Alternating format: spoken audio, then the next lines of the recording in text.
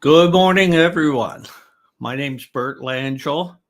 I live in Nova Scotia, Canada, and it looks like a nice day here. It's still quite early. It's 10:30 my time. People in Brazil, we share the same time, and Chile, you're an hour earlier. I have quite a few friends and students in Europe, so it's good afternoon to you, and even a few people in the Far East where it's really late. Not too late. I guess uh, it could be 9 o'clock, 9:30 at night. Now, today I'd like to talk about perfecting your English communications. How important is this to you? And first of all, it would be very helpful if you could comment, let me know how my volume is. I hope it's not too loud or too low, and make sure you are seeing me. What do you think is the best layout for these things? Is it better to be in the screen or off to the side like I am today? And yeah, so let me see my little banners here. Welcome, and please interact.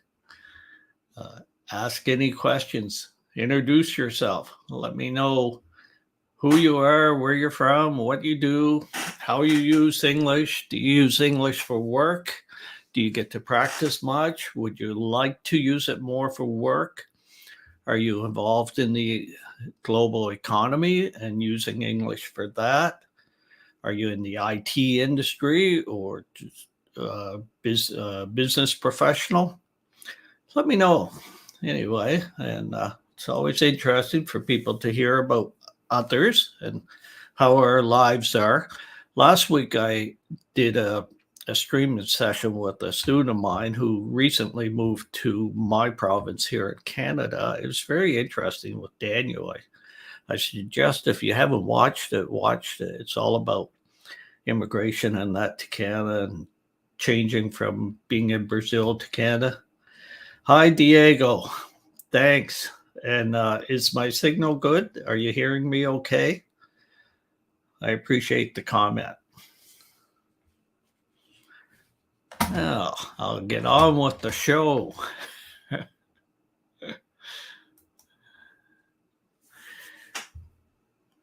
Why is good English important? I didn't quite get this right. Why good English is important. Lots of us work in the global economy, don't we? I'm lucky I can use my native tongue in all the work I do. We did have a center at Columbia, and we did have people who were speaking French and Spanish and English. Did we have any other languages? But that was interesting, doing cyber security work in Europe. Yeah, so we need English for the global economy. Most IT people are probably working with international companies or companies that want to work internationally, and we use English in the international marketplace, don't we? Corporations want you to speak English. Some countries have big English-speaking populations, others don't. Most of my students are in Brazil, I would say, a fair number in Chile, quite a few in Europe, some in China, Japan, Korea. You need your English to impress bosses and associates and clients. And English comprehension is very important because it's really important to listen well and to then be able to enunciate your language, to get it out there, to fully understand and be able to respond well. And of course, we all need to pay our bills. So the more we earn, the easier it is to pay our bills and give our families a better standard of living is that.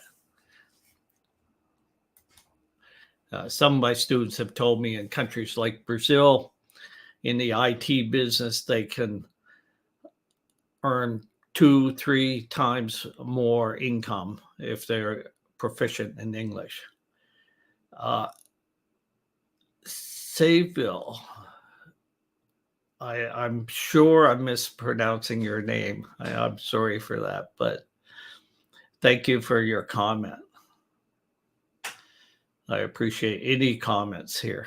It lets me know that somebody's watching me, that I'm not just here speaking to a microphone and into a camera by myself. I appreciate it. Any comments, questions are much appreciated.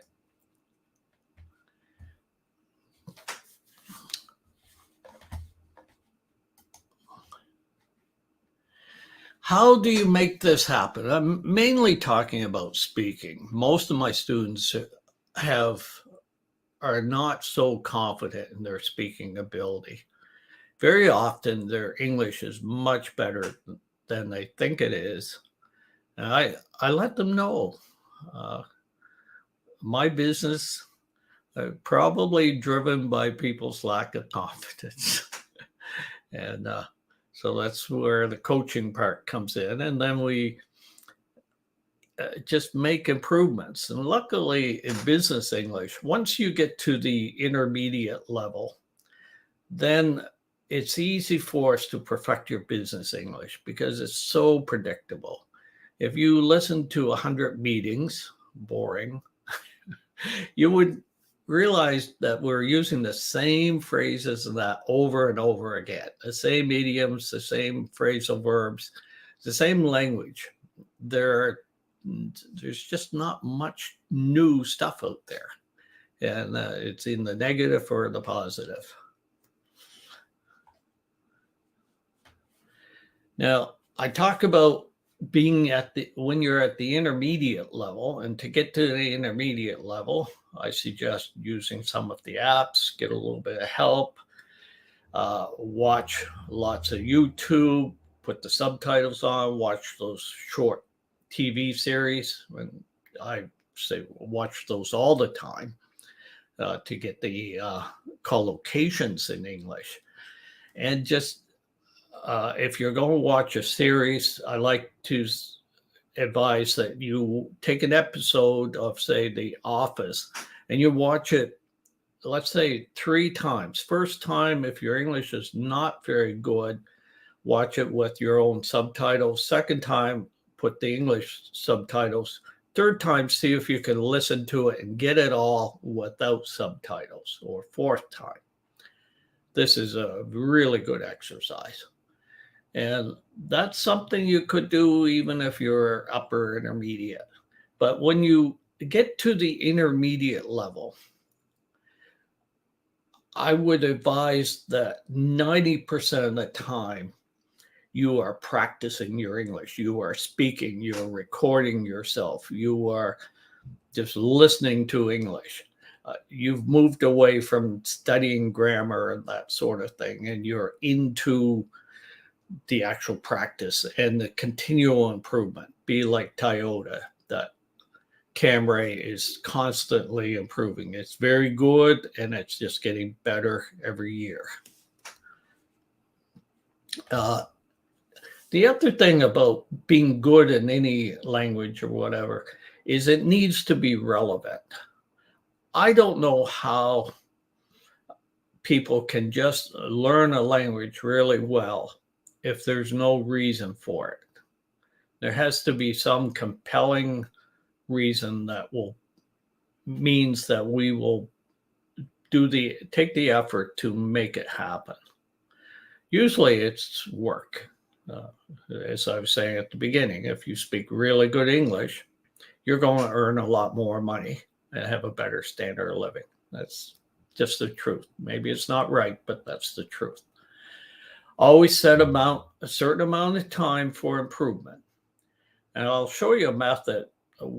If you spend 15, 20 minutes a day, and somebody was telling me about an exercise that if we spend 18 minutes a day for a year, doing a certain thing, that we will be better than 95% of people in doing that particular thing after a year.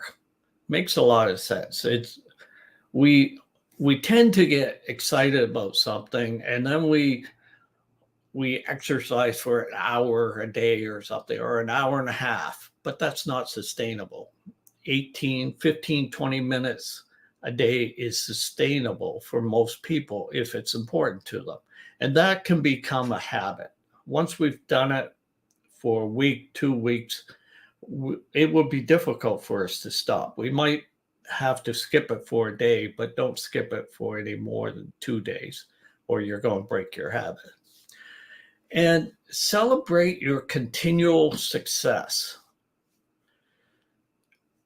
Remember, if you've reached the intermediate level, or you've reached even the advanced A2 level, whatever, you've achieved a lot. You're way ahead of most people in a non-native English country. And if you've gotten to the B2, the upper intermediate level, you're way ahead of so many people. So look at the positives, and just as I was saying, continual improvement, continual success, celebrate it. Realize that every day you do that 20-minute exercise, whatever you're doing, you are improving, you are successful, you are on the path to advanced English speaking and perfection, let's say, in business English. You are somebody who understands the nuances of your English language. Speaking skills. This is the tip I tell all my students, and guess what? Most people don't do it. And I have a student, his name is George, and he's from Eastern Europe. And George is a smart guy. He's in the IT industry. He's now living in the Middle East. And when I first met George, his English was not that good. He really wasn't that fluent, and he didn't have the vocabulary in that. And I told him about this, and he really did it. He did it every day. He was sending me his recordings. And now he's finished his classes with me, and he comes to the free practice class I do on Saturdays for past and present students. And George is amazing. His English is really good. He's doing business in English. He can manage a meeting in English. He's very capable to discuss complicated ideas and that. He's fluent. And it's just this simple exercise mainly that has produced that fluency. Now, I recommend reading 5 minutes, watching a video for 5 minutes, looking at a picture for 5 minutes, and then record yourself for 1 to 2 minutes and just speak. Don't have it written out, whatever, just speak. Give your opinion. Talk about the writer, talk about the video quality, talk about the subject matter, whatever you want to talk about, but speak, and speak in what you consider your better English. Then assess yourself. How's my pronunciation? How's my vocabulary? How's my intonation? How's the coherence? Coherence is how your ideas held together. Did you think about it before you start speaking? Did you organize the premises and the facts and what you saw and how you described it, and then brought it to an interesting conclusion? Did you justify your opinions? Then consider improvements. How could I do it a little better? How could that Honda Civic be a little better, even though it's just about a perfect car, a Honda Accord or a Toyota Corolla or whatever? How could it be a little better? And just take a few notes, add a couple words to it, that vocabulary you would have liked to have used, and then do it again. Listen to yourself, and that's it for today. You can do that in 15 to 20 minutes. And the more you do it, the more efficient you will get at it. I'm sure you've experienced this in your work and everything. Make yourself accountable.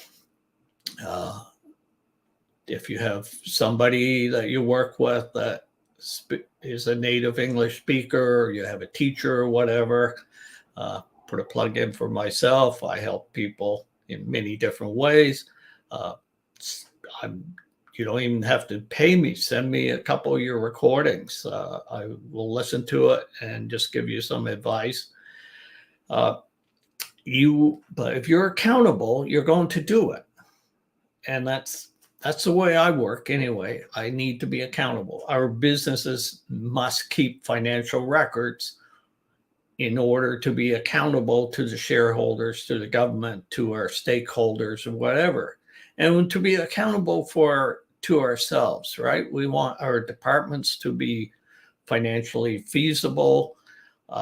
We have our KPIs that we follow. We need to be accountable. It keeps us on track. It keeps us improving.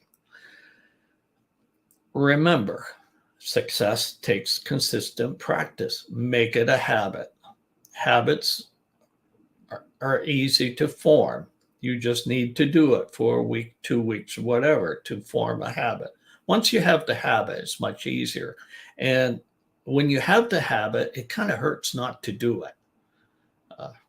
It's kind of like exercise, right? We've all been in exercise programs. Just don't let it get enlarged. Don't get in the habit of saying, okay, I'm going to study for half an hour a day, or I'm going to do this. I don't want study. I want practice. Keep it to something that is manageable. 20 minutes is good.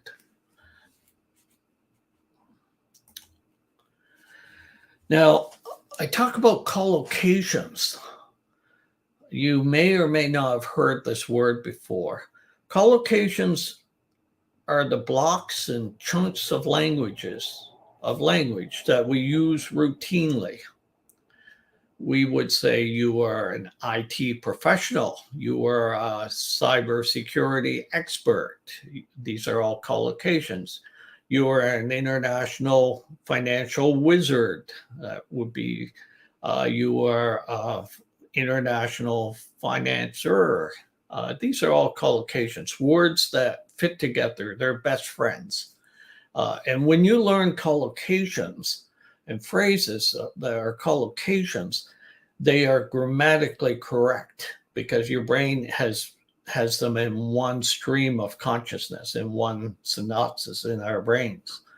And we build new neural networks when we learn these collocations. And it makes your English much more fluent because you're speaking in blocks of language instead of speaking word by word. So there's a lot of neuroscience that goes into this. And collocations is the way we learn a language. We don't really learn word by word by word by word. Then we're thinking word by word by word. It slows us down. Any comments? Come on, talk to me, people. Let me know if I'm on track or if I'm just talking gibberish here. Do you know what gibberish is? Gibberish is like nonsense, foolishness. Anyway, your comments would be most appreciated.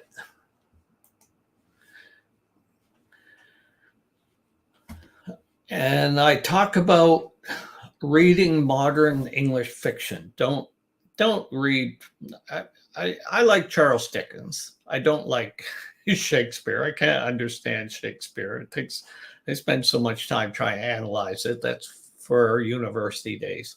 But I read something like John Grisham, the firm, the client, the jury, the excellent writer, or Michael Connelly, the Lincoln lawyer.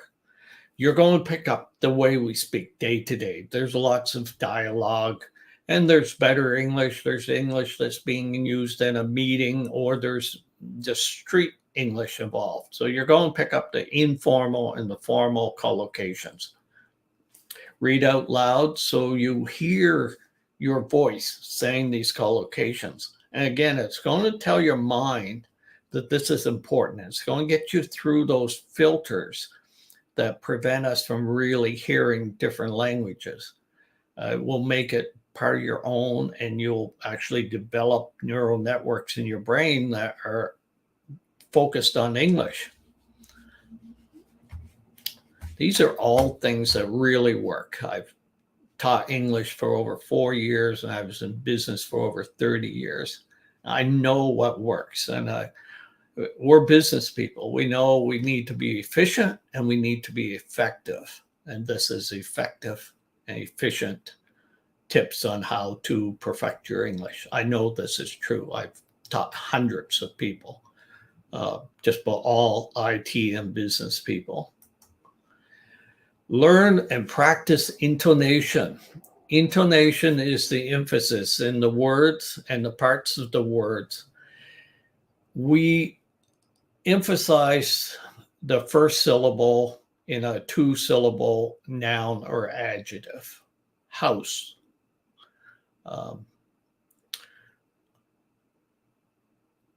Cat. We emphasize the second syllable in a 2-syllable verb or adverb. Record yourself.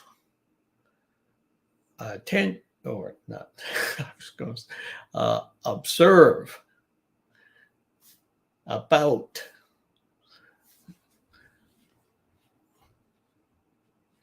Now, if it's a multi-syllable word, more than 2 syllables, except for words that end in tion or sion, we emphasize the third syllable from the end. Memorable. Merchandise. See, merchandise. Now, but if it's like, say, attention, you hear it on that second last syllable. Intonation is important because that's the way we expect to hear the words. And when you use good intonation, our brain says to us, the natives, your English is so good. You sound so native. Honest to goodness, when my students go through the exercises where I have the sentences and the words to intonate are underlined and the syllables for them are underlined, and they get that intonation right, their English is so native. It's so well pronounced, and it's like music to our ears. Any questions on this? Comments? Let me know. Send me questions and I'll answer them after also. I have a couple meetings coming up, but I will get back to you. Now, you can go to ChatGPT. You see, I've got my little ChatGPT thing sitting, OpenAI thing sitting down here as an app. And just ask for a list of sentences that has the relevant words highlighted for intonation and the syllables. Now, we emphasize the important words in sentences, and we don't emphasize the kind of the functional grammatical words like the prepositions and pronouns and that. So nouns and verbs and adjectives and adverbs mainly are the words we're going to emphasize. I'm going to a meeting on Friday. Friday is the important word. It's a meeting on Friday, and I'm going. So those are the important words. Emphasization is very important. We all need help, so make yourself accountable. Send some recordings out. get third opinions, track your performance, just like anything, right? Uh, Learn the right language for business. Focus on what you need, giving opinions, informally and formal, how to politely disagree effectively, make small talk with responsive listening and with responsive listening. I have a free course on small talk. Just ask me for it and I'll get it to you. Leading a meeting, giving a presentation, selling your ideas and services, dealing with difficult people and situations, how to give advice and direction to people working with you or working for you or whatever. We need to be effective. We need to accomplish our missions, don't we? I hope you're hearing me. Let me know if you're not, please. Active listening. Ask questions. Confirm that you understand. Right. What's their intention, right? We're always talking about intention and SEO and that sort of thing. What's the person? What are they looking for? What's the real meaning? What's the meaning behind it? Watch the body language. Are they folding their arms or are they open to new ideas? It's the tone of how we say something. Are we, is there emotion involved in it, or is it just kind of regular speech? Emotion sells, right?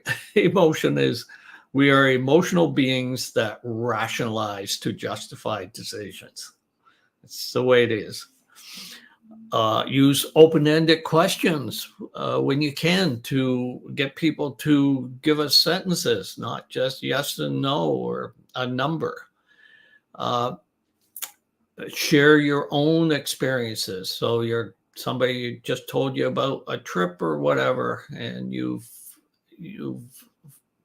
wow, that was really interesting. I'd like to go there. What's the best time to go there? I visited Paris and that was great. Where else should I visit that other city in France? So show you're interested, and they will see you as a very interesting conversationist. Let them do most of the speaking, and you will be that perfect English small talker. Stay informed. Prepare for the meeting. Do your research. Read some English news before. I always tell my students before an interview or before a meeting, if you can, read something very short out loud, and that will wake up your English mind. There's a site that's called breakingnewsenglish.com, breakingnewsenglish.com. And every couple days, they have a 2-paragraph current affairs article, and it's at different levels, and that's a good thing to read. They also have natives that record the article also, so you can hear it at different levels, different speeds, whatever. Excellent site. Now, let me know about your English goals and challenges. I'm here to help. I'm always around. I hang out mostly on LinkedIn, but Bert's IT and Business English, I think that's my YouTube channel. I have quite a few videos there. I'd love it if you go in and look at them, like them, give me a little boost. That would be most appreciated. So the resources, I have that Small Talk Mastery course. It's a 7-day, you get a video every day, group and individual classes, comprehensive low investment business meeting course. I think it's about 2.5 hours. I would say I covered just about everything you would want to know on leading and attending and giving your opinions and managing difficult situations and meetings and controlling the meeting and everything. Lots of example language. And I haven't even priced it yet. I was thinking 97, and then I was thinking $47, and now I think I'll just put it out there for 1767 or something. But I guarantee that will change your English level, and it should be out very soon. I know that. And look, if anybody ever decides to take that course and didn't like it, hey, give you back your money, uh, because I wouldn't want anybody to be disappointed. But if I will continue to make it better, it's 13 modules covering all these different things. And each module covers 3 important points. I put a lot of time in it. I think it's a good course. I believe it's a good course. I should be more direct. Yeah, that's about it. I'm available. Just DM me, talk to me anytime. This is my retirement project after 30 some years of successful business. My brother and I actually started a multi-billion-dollar company. So I do know something about business English. I'm here to help you. I've been teaching now, I guess, for over 4 years, and most of my students are IT and business professionals. I've gone over the 30 minutes, and if there's anything else you would like to know, just message me. Does anybody have any questions, any comments before I take off? Just let me know. And I do this every Thursday at 9:30 Eastern time. I say Eastern time because people tend to know what time it is in New York or Washington or wherever. But my time zone is one hour later, so it's 10:30 my time, which is the same as Brazil right now. Anyway, so thank you very much. I am signing off now. I hope to hear from you, and please come next week and we'll find something interesting to cover. And good luck with your English. Just keep it up, persevere, and you will get better every day. Follow my thing there, and also send me your recordings. I'll 1 or 2. I can't go through hundreds, but I'd be glad to listen to a couple of your recordings. Keep them to no more than 2 minutes, please. I do get pretty busy at times. Thank you very much. Have a good day. Bye bye now.